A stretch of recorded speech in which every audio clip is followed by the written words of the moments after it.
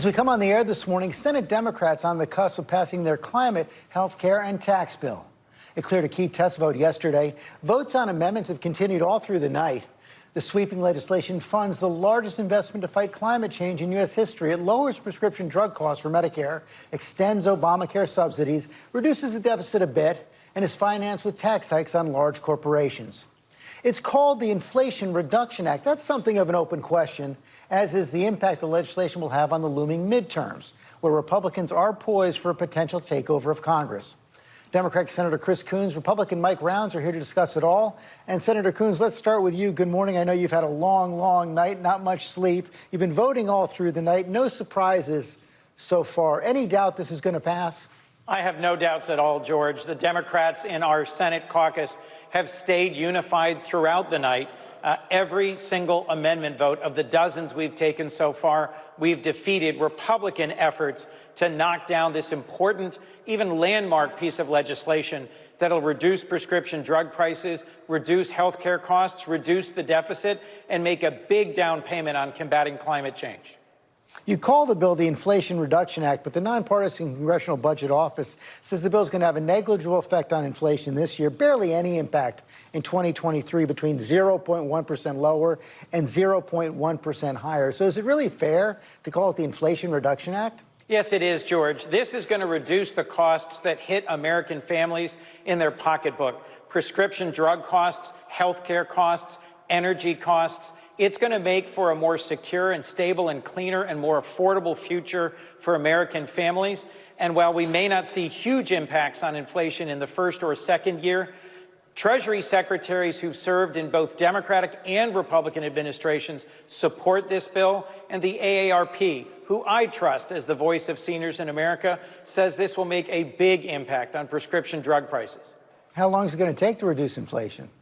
It may take a year or more, but look, George, we've seen gas prices come down week after week after week for the last 5 weeks in a row. Gas in Delaware is now below $4. Yes, inflation is higher than it should be, but we just got a robust jobs number, more than 500,000 jobs created in this past month. Unemployment's the lowest it's been in my lifetime, and I think we've got a strong economy, a strong recovery underway. What's your argument to fellow Democrats like Bernie Sanders, who call the bill a disappointment, say that it fails to meet the moment?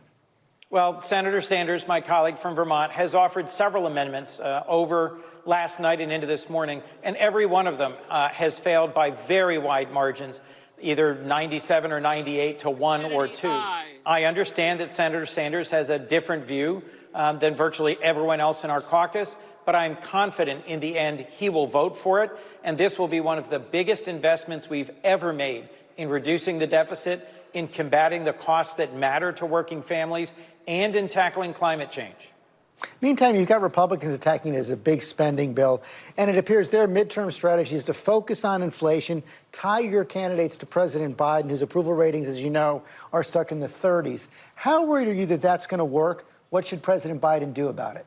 I don't think it's going to work because President Biden and the Democrats in Congress have gotten a whole string of significant accomplishments in recent weeks. President Biden is soon going to sign into law the biggest veterans health care bill we've ever done that deals with burn pit injuries for those who served in Iraq and Afghanistan. He's about to sign the CHIPS package, a bipartisan bill that makes significant investments in onshoring, in bringing back to the United States advanced manufacturing in things like semiconductor chips. He also ordered the strike that killed the leader of al-Qaeda and recently presided over some great job news, as I just said, and I'm confident this bill will get to his desk. Last point, we just passed here in recent days a guns and mental health bill that's going to invest $13 billion in community mental health. This is a whole string of wins that impact issues that really matter to American families.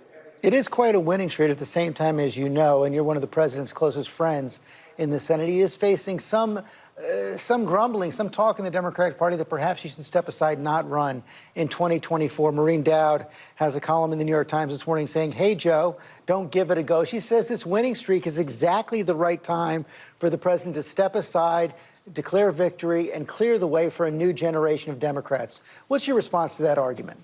Well, George, all the Democrats who are coming to these bill signings, I hope, are also going to sign up to continue to support our president.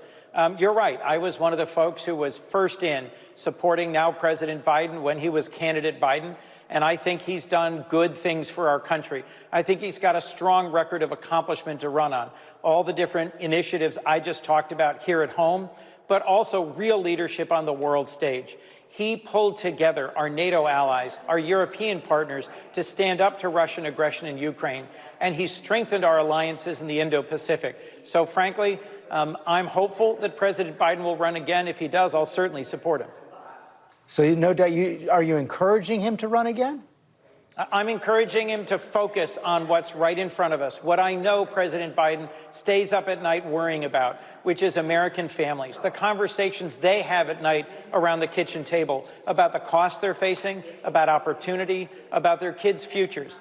This legislation that we're moving through today in the Senate is about those sorts of things, combating climate change for our kids and our grandkids, reducing prescription drug prices for our families and our parents. That's the sort of thing that President Biden is focused on, and I know he's going to keep making those sorts of differences for America's families.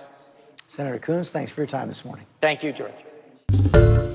Hi, everyone. George Stephanopoulos here. Thanks for checking out the ABC News YouTube channel. If you'd like to get more videos, show highlights, and watch live event coverage, click on the right over here to subscribe to our channel. And don't forget to download the ABC News app for breaking news alerts. Thanks for watching.